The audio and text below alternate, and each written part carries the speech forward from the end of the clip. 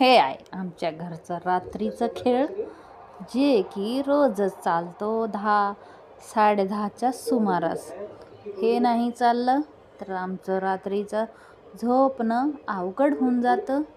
आता तुम्ही बघा, आता ते कसं काय खेळ चालतं. मधी बॅटरी लो होऊन जाते आमची. बमची बॅटरी लो होते म्हणून थोडंसं काय ते दाबायचं, बोचायचं, कोचायचं, कुचवायचं, ते सगळं करावं लागते.